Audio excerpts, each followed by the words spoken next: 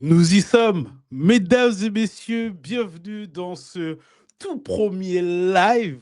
J'ai la chance d'être avec Laetitia Larcher et on va parler des vraies choses, comme j'aime le dire. Aujourd'hui, on va parler d'un thème qui va sûrement vous parler. Le manager est-il le seul responsable de votre santé mentale?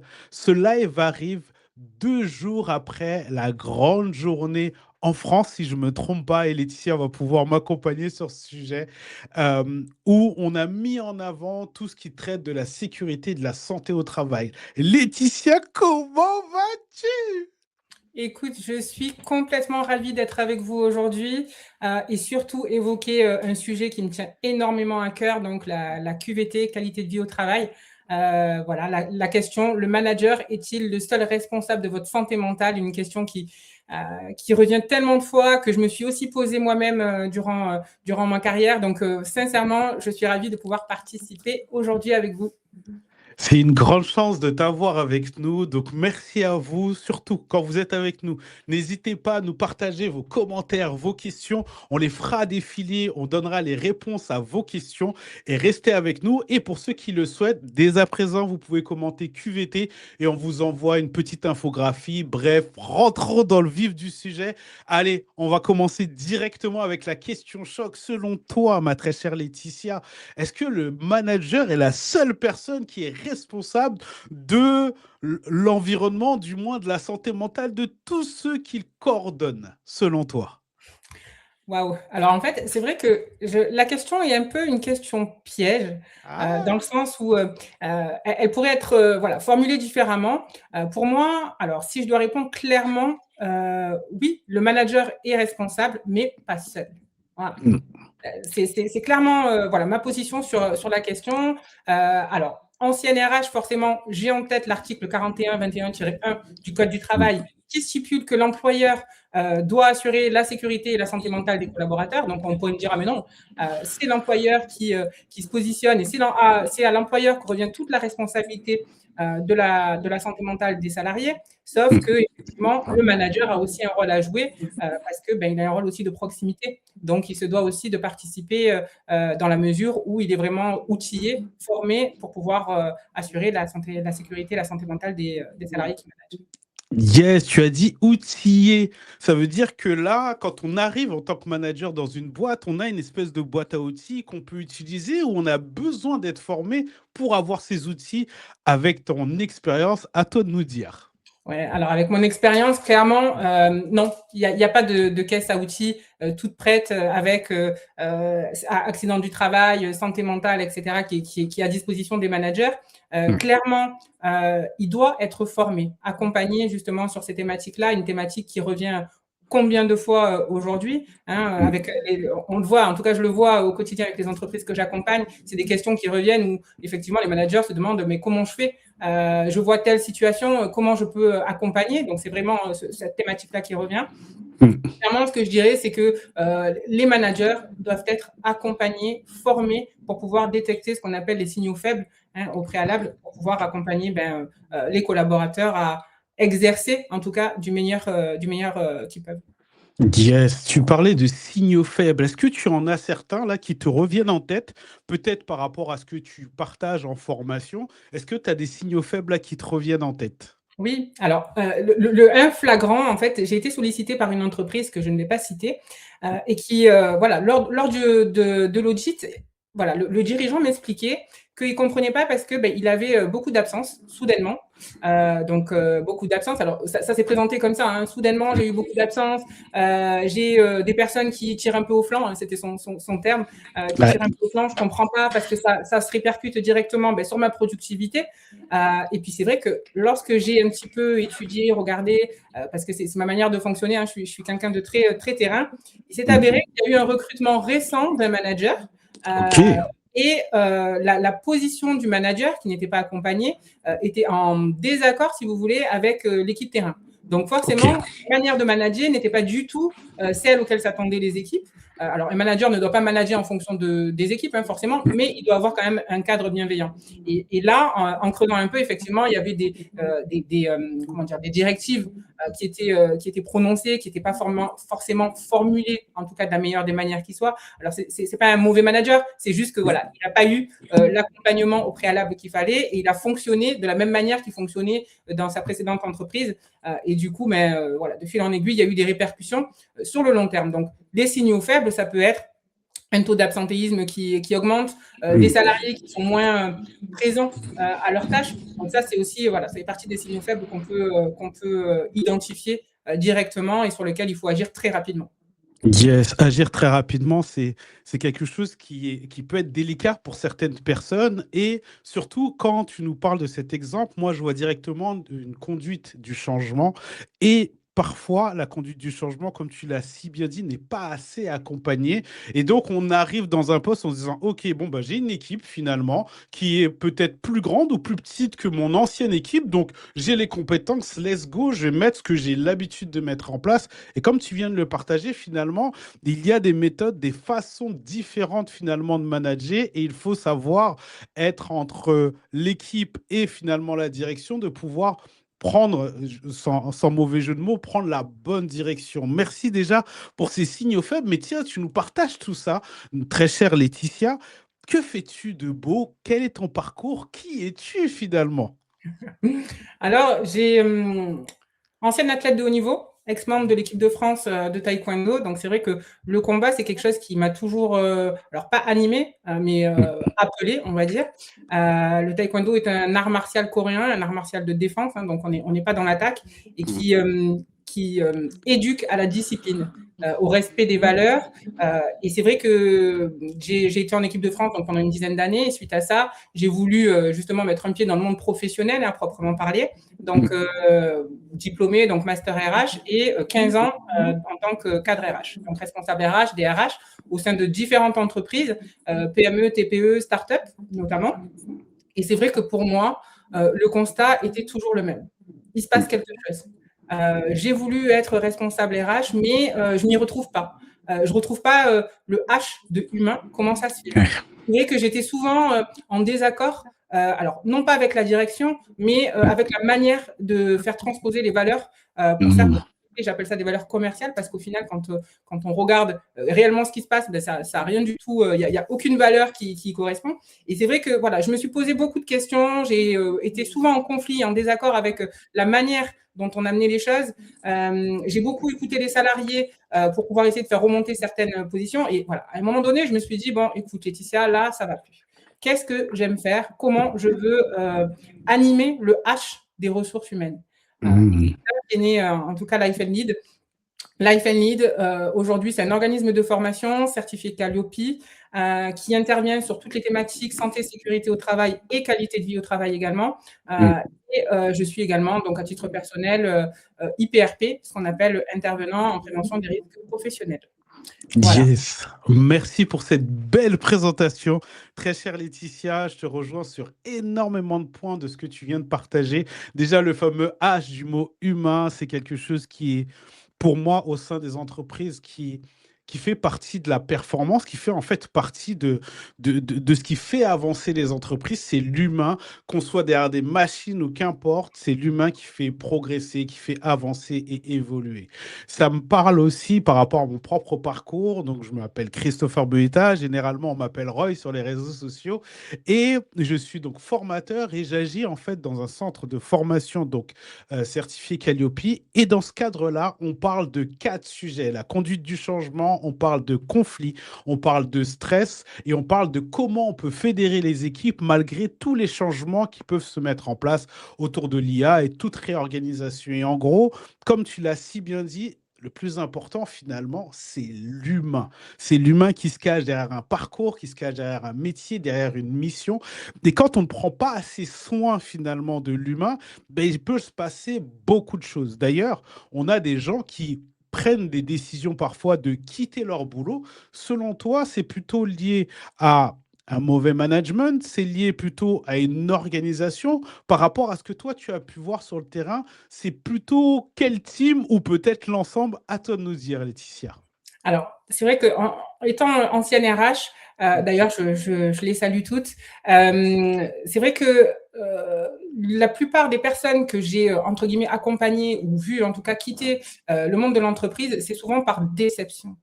Voilà. La Mhm. déception, et en fait, on est déçu de quoi? On est déçu du mauvais accompagnement. On n'est pas accompagné. Donc, une personne qui va avoir une volonté de carrière au sein d'une entreprise et qui n'est pas accompagnée et à qui on n'explique pas en tout cas les différents steps pour pouvoir atteindre en tout cas les souhaits et s'il y a une possibilité. Hein, alors quand je parle d'accompagnement, c'est très large, hein, la formation, l'accompagnement purement terrain, etc. Effectivement, on perd justement des talents et c'est ce qui peut être aussi nuisible à l'entreprise parce que lorsque on perd un, deux, trois talents, c'est aussi la compétence qui s'en va. Et à partir de ce moment-là, on met en péril l'entreprise. Donc, au niveau RH, la manière dont on accompagne ça, c'est justement par la formation, par l'accompagnement. Donc, ça peut être voilà, divers outils. On a le bilan de compétences, Oui. on a les entretiens, on a des formations purement terrain, justement, et ensuite évaluer dans sa globalité l'état d'esprit, le climat social de l'entreprise pour pouvoir positionner des formations, des ateliers, des accompagnements. Et c'est ce que je fais justement avec les entreprises que j'accompagne. On a diverses propositions pour pouvoir mettre en place quelque chose de pérenne. Yes, on a avec nous Sabrina qui nous dit coucou, super, hyper important, merci pour ce live. Et on a aussi Stéphanie Larcher qui nous dit génial, merci. N'hésitez pas à faire comme Sabrina ou comme Stéphanie, de nous mettre les commentaires et comme ça, on les fait passer directement si vous avez des questions, des phrases comme celle qui vient d'être partagée. N'hésitez surtout pas. Merci Laetitia pour ta réponse. Euh, L'important, comme tu l'as dit juste avant, c'était l'humain. Là, tu mets le focus sur comment on peut faire pour aider, pour être le plus proche de ces équipes, pour finalement ne pas perdre, et ça c'est le mot que tu as partagé, ne pas perdre ses talents. Et en fait, on ne se rend pas compte que finalement, quand quelqu'un part, c'est pas juste une personne qui part. C'est à la fois des compétences, c'est aussi une partie de l'esprit d'équipe qui part.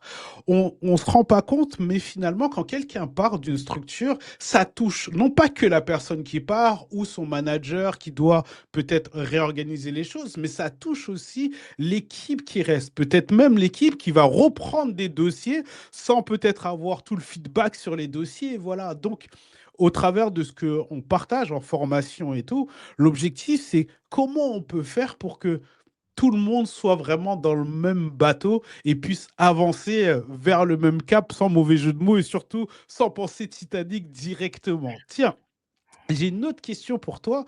Finalement, le manager, il est un peu le couteau suisse. Il est à la fois le thérapeute, le coach. Il est en même temps peut-être une partie des RH. Il est en même temps directeur. Il est tout, en fait, le manager, finalement. Oui, oui, oui. Alors, il est tout. On ne peut pas formuler, on ne peut pas laisser reposer toute la responsabilité sur le manager en se disant effectivement, on a signé un contrat avec lui, on se décharge en tant que dirigeant de cette partie-là. Non, le manager, il a effectivement plusieurs fonctions, hein, en fonction de fédérer, organiser, fixer des objectifs, accompagner et pléthore de fonctions. Mais on ne peut pas le lâcher, entre guillemets, comme ça, en se disant, allez, drive, manage l'équipe et ensuite on avise. Le manager, il doit être accompagné. Et quand je parle d'accompagnement, c'est-à-dire qu'effectivement, à un moment, et de manière assez régulière, il y a des échanges qui doivent être faits avec la direction, parce que le manager a besoin d'avoir la vision de la direction pour pouvoir manager ses équipes. Et à partir de ces échanges, il a aussi besoin d'accompagnement, donc d'être formé, c'est-à-dire qu'il doit transposer les attentes de la direction avec un organisme de formation ou ou en interne pour pouvoir essayer de faire en sorte que les équipes soient le mieux accompagnées possible en correspondance avec les valeurs de la direction. Merci parce que, en fait, très souvent, j'interviens en formation, les gens me disent, mais moi, en fait, je suis un peu le couteau suisse, je dois tout faire, je dois tout gérer. Et très souvent, j'en reçois après en accompagnement individuel. Et là, en fait, finalement, le masque tombe. trop de charges, trop de choses à penser, des personnes qui finalement font du 8h, 19h, mais quand ils rentrent chez eux, ils poursuivent le travail. Et vu qu'on est sur le thème de la santé au travail, est-ce que le droit à la déconnexion est vraiment quelque chose qui fonctionne avec les managers, avec les dirigeants ou avec les RH, ou au contraire, ben, parfois, c'est pas si simple par rapport à ce que toi, tu as pu voir sur le terrain?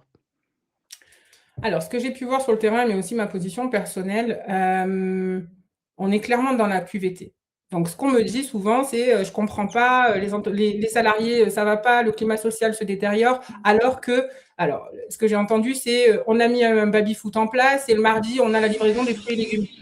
Voilà. Alors, forcément, c'est un sujet qui me fait un peu rire parce que non, la QVT, c'est pas ça. En tout cas, ce n'est pas que ça. Ça ne se traduit pas juste à des actions one shot où on va mettre un baby-foot pour détendre les salariés entre midi et 2 et la livraison de fruits et légumes. Non, c'est vraiment se dire, OK, sur quoi il faut que j'agisse de manière collective, comment je peux sensibiliser les managers à la santé mentale au niveau des collaborateurs, mais aussi au niveau des dirigeants, parce que là, on est sur la thématique des managers, mais les dirigeants aussi ont cette problématique-là. Donc, c'est vrai que c'est une manière globale. Il faut intervenir de manière globale et de manière collective pour pouvoir prendre en compte cette thématique de santé mentale.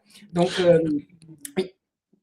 Non, j'allais dire, super de le mettre aussi en avant parce que très souvent, on va parler des managers, à d'autres moments, on va parler de la team RH, mais finalement, en fait, tout à l'heure, je prenais l'image du bateau. En fait, on est tous finalement dans le même bateau et en fait, on est tous pour revenir au H de humain comme tu le partageais tout à l'heure, on est tous des êtres humains et qu'importe l'échelle dans laquelle on est dans l'entreprise, on a des besoins autour de la QVT dans tous les cas. C'est pas, bah tiens, le dirigeant, lui, bah non, on va pas s'en occuper, on va s'occuper que de l'équipe. C'est vraiment un jeu complet. Moi, j'ai la chance dans les formations qu'on donne, que ce soit des formations d'équipe, donc j'ai des dirigeants, j'ai leurs managers, j'ai aussi les employés, etc. Donc tout le monde est un peu dans la même salle. Et l'objectif, en fait, c'est de comprendre finalement comment fonctionne chacun d'entre eux.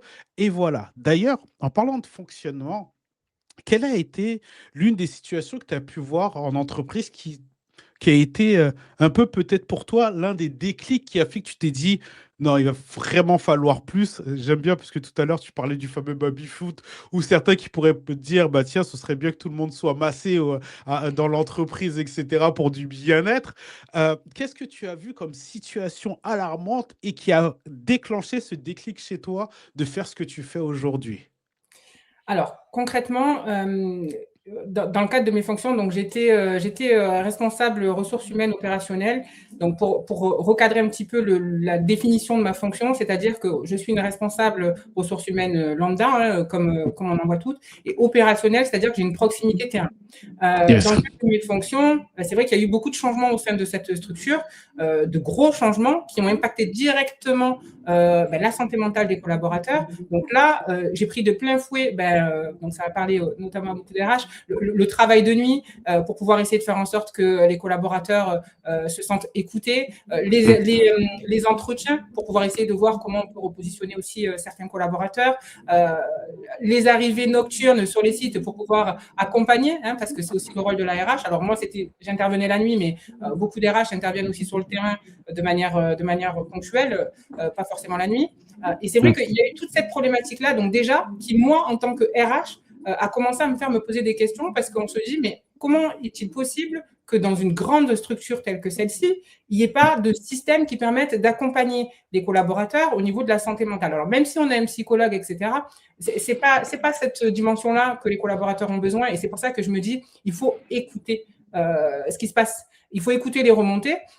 Et de fil en aiguille, si vous voulez, puisqu'on est justement sur les managers, je voyais, moi, dans ma position de RH, la dégradation de la santé mentale d'un collaborateur qui était, de ma propre vision des choses, en perdition. Alors, c'est vrai qu'on se dit, mais qu'est-ce qu'on peut faire? Parce que du coup, moi, je suis aussi manager du manager. Et qu'est-ce que je peux faire, moi, dans ma position de manager, pour pouvoir accompagner ce dernier à faire en sorte qu'il aille mieux, qu'on puisse trouver des solutions, etc. Effectivement, c'est pour ça que je dis que la question est très bien posée. Alors, très bien posée, oui et non. Mais en tout cas, c'est vrai que en tant que manager, il faut absolument se rapprocher de la personne, ne pas faire l'autruche et poser une question qui est toute simple. C'est écoute, je vois que ça ne va pas depuis quelque temps. On prend 10 minutes, on en parle. Voilà, on prend 10 minutes, on en parle. Et rien que ça, déjà, au niveau de la santé mentale, c'est énorme. C'est un grand. Alors, libre à la personne, au collaborateur d'en parler ou pas, bien sûr. Mais en tout cas, on n'est pas des psys, on est juste des êtres humains. Et d'où le H de humain qui revient.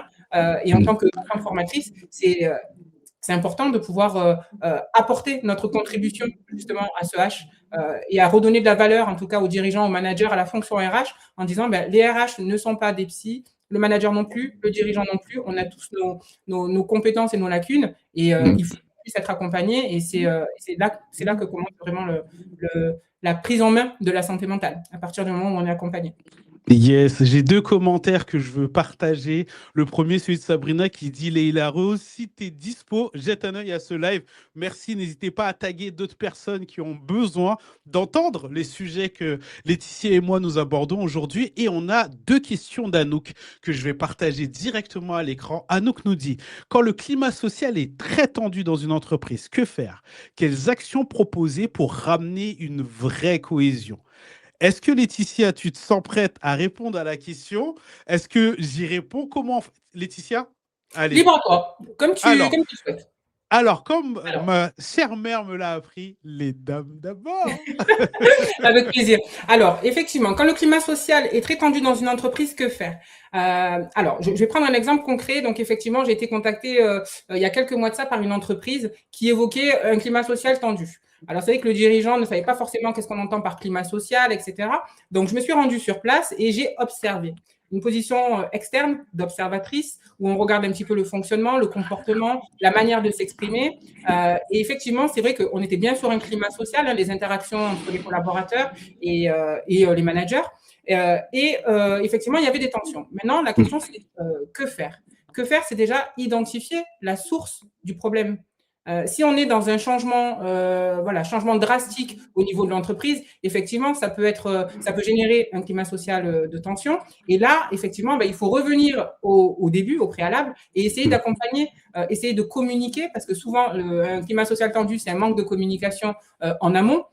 Et donc, c'est revenir sur les valeurs de l'entreprise. Et c'est, en tout cas, s'il y a la communication, c'est vraiment partir sur de la communication. Donc, les actions qui peuvent être proposées pour ramener une vraie cohésion dans ce type, on n'a pas forcément tout le contexte, donc ça peut être un peu compliqué, mais en tout cas, c'est revenir au préalable, identifier la source justement du conflit, en tout cas du conflit, de la situation de tension, et essayer d'apporter des solutions, mais des solutions, alors je ne vais pas dire des solutions qu'on trouve dans les livres, ou des solutions toutes faites, c'est vraiment des solutions qui sont en adéquation avec le terrain, c'est-à-dire avec l'entreprise elle-même, avec les valeurs de l'entreprise. Avoir un échange direct avec la direction. OK, qu'est-ce qui se passe? Pourquoi? Avec les managers. Et ensuite, essayer de mettre en place un plan d'action. Forcément, les plans d'action, mais ce n'est pas un plan d'action où on va se dire, bon, OK, on va faire ça aujourd'hui, ça demain, et dans une semaine, on voit comment ça se passe. C'est vraiment un plan d'action, j'ai envie de dire, sur le très, très, très long terme. Parce qu'une fois qu'on a les actions à faire, c'est des situations qui ne devraient plus, en tout cas, se reproduire.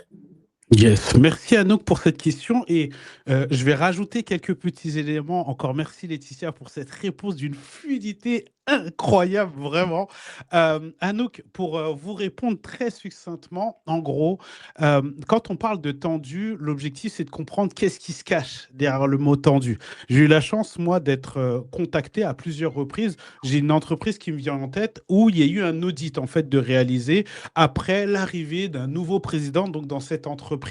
Et en fait, il y a eu pas mal de remontées sur le fait que ouais, c'était tendu. Mais qu'est-ce qu'on appelle tendu? Est-ce que Gilbert et Charles se sont tapés dessus au parking ou est-ce que il y a, je sais pas moi, Sylvie et Albertine, j'adore mettre des prénoms qui n'existent quasiment pas, Sylvie et Albertine qui ne se parlent plus à la cafette, par exemple. Ça, c'est la première chose. Donc, comment on fait? On met tout le monde dans une même salle. Nous, c'est l'un des procédés qu'on utilise parce qu'en fait, ce qui se passe très généralement, c'est que pour certains, tendu, c'est juste mon manager ne me dit plus bonjour. Pour d'autres, c'est en fait, le manager me dit bonjour, mais j'en ai marre comment il me dit bonjour, etc. Donc, nous, quand on intervient, on va beaucoup parler de comment fonctionnent les profils et surtout comment fonctionnent les profils sous pression ou sous stress. Pourquoi? Parce que quand tout le monde va très bien, il y a des sourires un peu partout, etc., tout va bien en fait. On se dit bonjour, tout va bien. Mais quand tout le monde est sous stress, tout le monde va avoir un fonctionnement complètement différent parce que dans ce fonctionnement lié au stress, on va se protéger des autres. D'accord? Donc maintenant, quelles sont les actions qui peuvent être mises en place? Alors, je vais faire deux invitations. La première, n'hésitez pas, Anouk, à envoyer un message à Laetitia en message privé parce qu'il y a peut-être quelque chose à créer. Deuxièmement, Anouk, sinon, envoyez-moi un message privé pour qu'on en discute ensemble parce que finalement, du mot tendu, il y a plein d'actions qui peuvent être possibles. Il y a plein d'actions autour de la cohésion. Alors attention, quand je parle de cohésion, pour revenir au mot que vous avez partagé, je ne parle pas d'une journée de cohésion où on va faire de la pétanque ou autre, hein, d'accord, autour du bien-être. Je pense que c'est un sujet aussi qui te parle, Laetitia. La cohésion, c'est pas juste une journée événement et voilà, c'est vraiment, nous, notre parti pris, c'est vraiment de former pour permettre aux gens, en fait, d'entretenir ou de développer des compétences. Nous, on est plutôt sur les compétences relationnelles et Laetitia sur la partie sécurité, santé au travail. J'ai un autre message d'Anne qui nous dit merci pour cette réponse, merci pour cette question de qualité. Et continuez, n'hésitez surtout pas. Vous avez vu, hein, c'est du live and direct. Vous posez votre question, vous avez la réponse. Et si vous venez après ce live, parce que ce live restera sur LinkedIn, posez vos questions et on n'hésitera pas, Laetitia ou moi, à répondre, à commenter, à vous donner des éléments de réponse. D'accord? Pour poursuivre, selon toi, autour de la santé mentale maintenant, on disait il y a quelques instants, le manager ne peut pas être le psy, le coach, c'est lié finalement aux compétences de chacun. Vers qui on peut aller si au boulot, ben moi aujourd'hui, exemple hein, bien sûr, parce que ce n'est pas mon cas, mais au boulot, je me sens pas très bien, j'ai peu confiance dans ma hiérarchie ou autre, vers qui je peux aller pour dire en fait ça ne va pas? Mais alors, clairement, la première personne, j'ai envie de dire, qu'on peut contacter, ça va être la personne la plus proche, entre guillemets, le manager. Donc, il est possible aussi que la problématique vienne du manager. Et Hmm. auquel cas, je serais d'avis, donc, soit d'identifier une personne ressource. Alors, moi, c'est ce que j'appelle les personnes ressources dans l'entreprise. C'est des personnes avec qui on a une facilité de communication. Une personne sur qui on peut s'appuyer. Généralement, on les identifie. Alors, pour ma part, c'est vraiment, je les identifie à la pause déjeuner, hein, les personnes interservices qui se regroupent, etc. Voilà, c'est des personnes ressources pour qui on peut parler. Il est possible que justement, en ayant discuté avec ces personnes, ça ne va pas et que la problématique perdure, et auquel cas, il faut ne pas hésiter à solliciter la médecine du travail. La médecine du travail, il faut savoir que lorsqu'on a une problématique quelconque, elle a déjà un devoir de confidentialité, même si elle est en rapport avec les services RH, la direction, etc. Elle doit aussi garder un certain degré de confidentialité, même une confidentialité complète sur les situations et en tout cas les faits que vous évoquez au sein de l'entreprise. Au niveau de la médecine du travail, vous êtes réorienté soit en fonction de la problématique vers des psychologues, etc. Ou en tout cas, il y a un parcours qui est créé avec le référent en médecine du travail pour pouvoir vous accompagner à surmonter cette problématique. Donc là, étant donné qu'on est sur la santé mentale, généralement, c'est une réorientation vers le médecin traitant qui ensuite prend le relais avec des psychologues, etc. Yes. J'ai reçu il n'y a pas très longtemps une manageuse qui me disait, voilà, il y a eu une problématique par rapport à une personne de son équipe et elle s'est mise en relation avec la médecine du travail, sauf qu'elle n'a pas eu véritablement de retour. Est-ce que c'est quelque chose que toi, tu as vu déjà sur le terrain? Est-ce que toutes les médecines du travail finalement se valent et il y a un vrai service de mener derrière? Ou au contraire, ben, à certains endroits, tu as pu voir une espèce de différence de responsabilité, de prise en charge. Alors, toutes les médecines du travail, alors excusez-moi, pardon, hein, mais toutes les médecines du travail ne se valent pas, hein, enfin, j'appelle un chat un chat. Oui. On ne va pas se mentir. Il y a certaines médecines du travail qui sont très bien structurées et qui sont vraiment force de proposition dans l'accompagnement justement des situations liées à la santé mentale, et d'autres qui le sont beaucoup moins. Alors, faute de moyens, peu importe, voilà, c'est pas mathématique, mais en tout cas, voilà. C'est pour ça que c'est au collaborateur d'identifier, lorsqu'il prend son contact avec la médecine du travail, qu'il est reçu par le médecin, etc., s'il a été entendu. S'il n'a pas été entendu, effectivement, il faut voir le médecin traitant et mettre en place des actions. Et alors, je suis quand même Voilà, j'alerte vraiment sur cette problématique de santé mentale, hein, parce que c'est vraiment quelque chose qui me tient à cœur, que je vois trop souvent. C'est vraiment quelque chose qui remonte trop souvent. Il faut savoir, et j'ai vraiment envie que ça ce soit bien ancré, c'est que la santé mentale, ce n'est pas un individu, c'est vraiment tout un système. Et lorsqu'on a un collaborateur qui souffre, qui est en souffrance, c'est du devoir, entre guillemets, de chacun de l'accompagner de la meilleure des manières qui soit, tout en sachant qu'on a tous nos limites. Mais en tout cas, la personne ressource, si ce n'est pas suffisant, médecine du travail, si ce n'est pas suffisant, bien sûr, médecin traitant, psychologue, etc. Et c'est justement par ça, alors le collaborateur identifie lui-même, entre guillemets, ses propres signaux faibles, donc c'est pour ça qu'il fait la démarche, mais à nous, à chacun d'entre nous, au travail, de pouvoir faire en sorte que les personnes soient accompagnées de la meilleure des manières qui soient. Yes. Et puis, ça peut arriver aussi qu'il y a une défiance, un manque de confiance, manager, direction ou autre.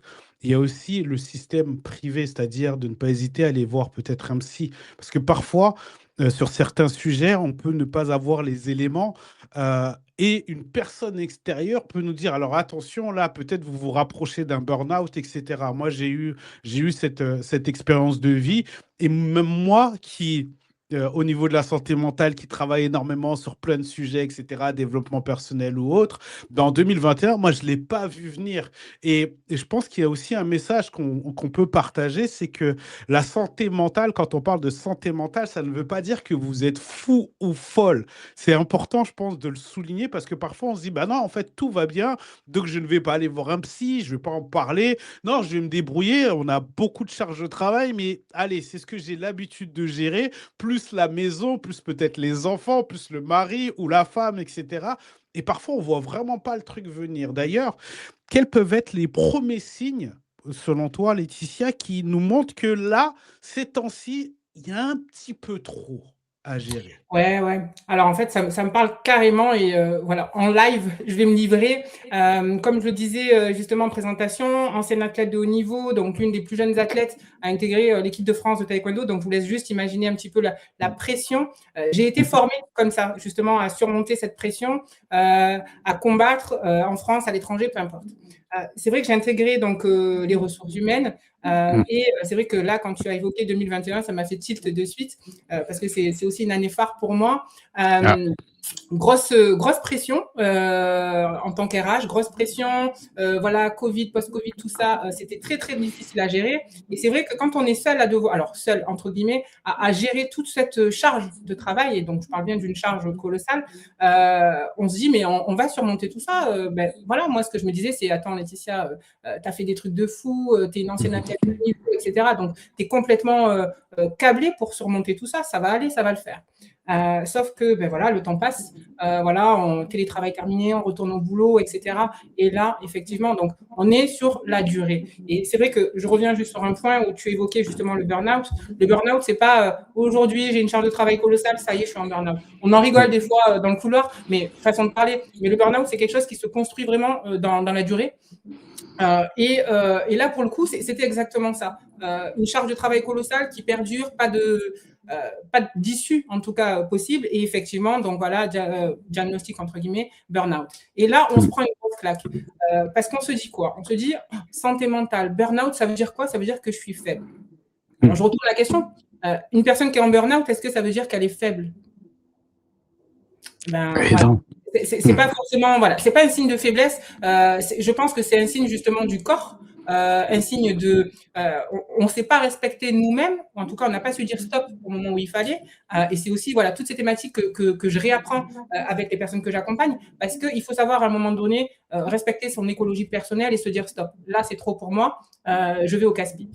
Donc, pour répondre à ta question qui est légitime et qui a complètement son sens ici, c'est quels sont les signaux? Ben, à partir du moment où vous rentrez ou que vous quittez votre travail et que vous dites « Ouh là là, j'ai encore ça à faire pour demain, il faut que je le fasse quand je rentre », déjà, vous êtes complètement out parce qu'on ne ramène pas du travail à la maison. En tout cas, j'ai pu être très, très mauvaise élève. Hein, c'est pour ça, en tant qu'RH, on a souvent cette habitude de vouloir bien faire dans les temps, etc. Parce qu'effectivement, il y a souvent des délais à respecter.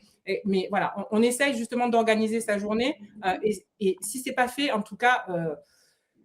On essaye de le faire le lendemain, mais en tout cas, on ne ramène pas du travail à la maison parce que ça commence comme ça. Si on le fait aujourd'hui, on est capable de le faire demain. Et voilà. Et, et après, on n'a pas vu passer le week-end parce qu'on travaille aussi le week-end. Et ensuite, le lundi commence, mais on a encore toute la charge de la semaine, la charge mentale de la semaine qui précède. Et au final, ça dure dans le temps. Et c'est là que naît justement le burn-out parce qu'on ne se décharge pas. Il n'y a pas ce moment. Et donc, le droit à la déconnexion, c'est aussi, ça fait partie aussi de la qualité de vie au travail. Yes, ça me rappelle une personne que j'ai accompagnée récemment qui se levait en pleine nuit en se disant: ah oui, c'est vrai, il faut que je fasse ça, etc. Et qui est arrivée au boulot complètement crevée, fatiguée comme pas possible. Pourquoi? Parce que même si elle avait vécu une nuit comme tout le monde, finalement, le fait qu'elle se réveille à 2-3 heures du matin avec: ah oui, j'avais oublié, il faut que je fasse ça le lendemain, etc. À un moment donné, en fait, vous emportez votre travail à la maison. Et le pire, c'est que vous n'êtes pas payé pour cette partie-là. Donc voilà. Deuxième chose aussi qui me vient, c'est j'ai oublié l'idée là sur laquelle j'étais et qui allait revenir, enfin qui suivait ce que tu partageais il y a quelques instants. C'est le mot faiblesse finalement. On pense tous, tiens, burn-out ou trop de charge de travail, tiens, j'arrive plus à m'en sortir dans mes to-do list impossibles. Et il y a un truc que j'aimerais vous partager, c'est les drivers. Je ne sais pas si c'est un sujet qui vous parle à chacun d'entre vous. Qu'est-ce que sont les drivers? C'est tout simplement ce qui nous conduit, ce qui fait qu'au travail, on va avoir un fonctionnement ou un autre fonctionnement. Dans les drivers, on a le fameux fait plaisir, c'est-à-dire vous allez faire pour faire plaisir peut-être à votre manager ou autre. Il y a aussi fait des efforts. Fait des efforts, c'est quand on ne va pas demander aux autres d'être aidé, d'être épaulé ou quoi que ce soit. Il y a déjà ces deux drivers-là que je voudrais vous partager parce que pas mal de personnes que j'accompagne ont ces drivers en fait à l'intérieur d'eux et en fait se dépassent vont à la comment je veux dire ça, vont se suradapter parce que derrière, ils sont conduits par cette idée peut-être liée à l'enfance ou autre qui est: il va falloir que je fasse des efforts, c'est comme ça, non, mais si je le fais pas, je serai pas vu comme la personne parfaite, troisième driver d'ailleurs, etc. Donc attention à ces éléments-là, je voulais vous les partager là pour que vous puissiez aussi les noter en vous disant: ok, pourquoi je fais tout ce que je fais aujourd'hui? Est-ce que je le fais parce que peut-être par amour de mon boulot ou par peur de? C'est des vraies questions à se poser. Laetitia, tu nous parlais donc du fait que tu as été une très grande sportive. Après, en tant qu'RH, tu as eu beaucoup de choses à gérer. Aujourd'hui, tu es entrepreneur ou entrepreneuse, je ne sais jamais comment on dit, entrepreneur avec un E ou entrepreneuse, bref. Comment tu fais? Quelles sont les actions que tu peux mettre en place au quotidien ou que tu as mis en place au quotidien quand tu étais RH pour pas être submergé finalement par le stress, la charge, peut-être les conflits, etc., de tout gérer? Quelles sont les petites astuces, les petites routines que tu as pu mettre en place? Alors, juste, je reviens sur les drivers. Il faut savoir qu'effectivement, il y a énormément de drivers qui sont nés. Et généralement, effectivement, ils viennent de l'enfance. Et on n'est pas juste avec des drivers. Il faut savoir qu'il y a des antidotes qui accompagnent ces drivers. Donc, voilà, je pose ça là, comme ça. Pour répondre à ta question, moi, c'est simple. Je commence ma journée par du sport. Alors, parce que j'ai aussi cette culture-là, parce que ça m'anime, mais aussi parce que, alors ça peut être, je ne vais pas faire un combat tous les matins juste pour me mettre en forme, mais marcher, faire un petit footing, etc., ça fait du bien et ça permet à l'esprit de s'oxygéner. Ensuite, au niveau purement boulot, quand j'occupais la fonction RH, j'avais, oui, des to-do list. Au début, je ne fonctionnais pas avec les to-do list parce que je me pensais capable de pouvoir penser à tout.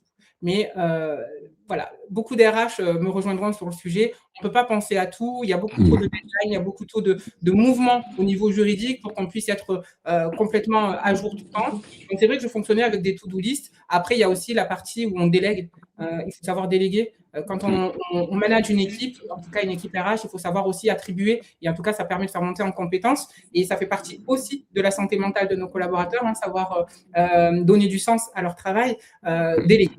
Donc, moi, je fonctionnais avec des to-do list, en tout cas pour ce qui me concernait directement, et je déléguais dans la mesure du possible pour pouvoir faire monter en compétence mes équipes. Yes. Toujours sur la thématique, donc si vous êtes avec nous, vous venez de vous loguer ou de commencer ce live, on parle du manager est-il le seul responsable de votre santé mentale? Et pour ces quelques dernières minutes, parce qu'on arrive quasiment déjà à la fin. J'ai 10 mots que j'aimerais te partager. J'aimerais, par instinct, que tu me dises ce que ça t'évoque. Si tu as une image, un témoignage, tiens, quelqu'un que tu as accompagné ou autre, une boîte, etc., n'hésite pas, d'accord? Je vais te balancer chaque mot et on va voir ton interprétation. Est-ce que tu es prête, ma très chère Laetitia? Je suis prête. Ok, let's go. Premier mot, manager. Manager. Alors oui, ça m'évoque une personne qui est peut-être présente sur le live, que j'ai accompagnée. En tout cas, voilà, elle était manager et j'étais entre guillemets sa manager indirect. Et c'est vrai que je lui fais un gros coucou parce que effectivement, je pense l'avoir accompagnée de la meilleure des manières qui soit, en temps voulu, en tout et pour tout. Donc voilà, quand on parle de manager, effectivement, je pense à elle et je lui fais un gros coucou d'ailleurs. Yes. Le deuxième mot, burn-out. Qu'est-ce que ça t'évoque? Perte de sens. Hmm. Tu voulais rajouter quelque chose? Non, non, non. Pour moi, perte de sens complètement parce que pour le burn-out, pour moi, c'est pas, alors comme je l'expliquais, c'est pas une perte de nos propres valeurs. Voilà, on s'est pas respecté, on n'a pas respecté notre écologie, on n'a pas su dire non quand il fallait. Donc en fait, en quelque sorte, on s'est un peu perdu. Donc on est sur le burn-out, on n'est pas encore sur la phase limite qui vient après le burn-out. Yes. Troisième mot, responsabilité. Responsabilité, valeur. Yes. On a un yes d'ailleurs. Je viens de dire yes, mais on a un yes de Stéphanie. Merci pour ce yes. On a le quatrième mot, silence. Qu'est-ce que ça t'évoque? Chute. Oh. Alors, voilà, silence, chute, ouais, le jeu de mots est chute, la chute, voilà, la descente. Pourquoi? Parce que lorsqu'on se tait, lorsqu'on est... Alors, il y a une phrase qui est vraiment, et que je me plais à dire, c'est tout ce qui ne s'exprime pas s'imprime. Voilà. Donc, quand on ne dit pas les choses, on les garde à l'intérieur, et généralement, quand on garde les choses à l'intérieur, ben, c'est pas jojo, quoi. Yes, moi j'ai quasiment ce même type de phrase où je dis ce qui ne sort pas te mange de l'intérieur. Donc Ouais. on est sur le même fuseau horaire. Cinquième mot, performance. Discipline. Discipline. Vulnérabilité pour le sixième mot. Souffrance. Ah, RH. Waouh! Alors, RH, ça me fait penser alors vraiment à toutes les entreprises que j'accompagne, parce qu'il y a toujours ce lien justement qui est fait avec la fonction RH. Alors, sur la partie formation, hein, vraiment. Et ce qui me fait plaisir, c'est vraiment quand il y a cette prise de conscience qu'une autre manière est possible.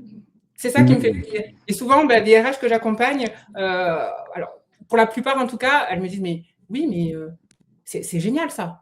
Et en fait, c'est ce faciès, si vous voulez, cette manière de faire qui fait que, bah, du coup, voilà, moi, je sais que je suis dans le vrai, et puis en même temps, je sais qu'elles repartent avec des vrais outils qu'elles vont mettre en application directement. Yes, c'est ce petit œil brillant. Ah ouais, tiens, d'un coup, C'est ça, comme s'il y avait une clairement. grande lumière qui s'était allumée, Ouais. voilà. Et en même temps, par ce mot-là, je voudrais sensibiliser tout le monde. Prenez aussi soin de vos RH. On a l'impression qu'il faut prendre soin peut-être de son manager, des employés, peut-être de la direction à des moments, mais on oublie un rôle d'une importance capitale dans une entreprise, le service RH, qui est hélas un peu trop souvent mis de côté. Oui, non, mais c'est les RH, etc. Non, mais en fait, Ouais. comme on l'a dit tout à l'heure avec le grand H d'humain, tout le monde dans la boîte sont des êtres humains. Donc, on a tous besoin, de près ou de loin, d'avoir des gens ressources avec lesquels on peut parler. Et plus vous allez faire connaissance avec les gens, et plus vous allez vous rendre compte d'un truc, c'est que tout le monde se ressemble un petit peu. Huitième mot, démission. Alors, démission, échec. Échec, ok. Alors, c'est vrai que je suis plus positive. Oui, en fait, des deux côtés, hein, côté entreprise et côté collaborateur. Parce que si on démissionne d'une entreprise, alors que, bon, initialement, on a signé un contrat de travail, etc. Si on démissionne, c'est que forcément, il y a quelque chose qui ne matche plus.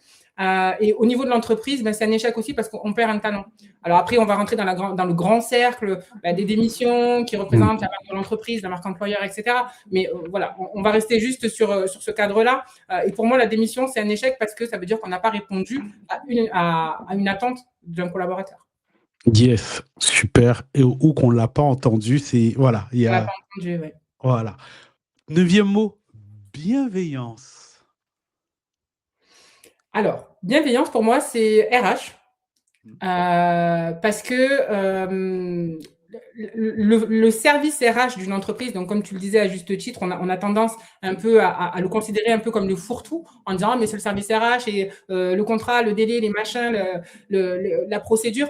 Mais en fait, le service RH, c'est le service bienveillant de l'entreprise, c'est le garde-fou, c'est l'interface entre la direction et les collaborateurs. Donc, si, entre guillemets, on malmène, on maltraite le service RH d'une entreprise, ben, effectivement, on peut plus, ou elles ne peuvent plus être présentes à la fois pour accompagner les collaborateurs et en même temps être l'oreille qui va entendre les propositions de la direction.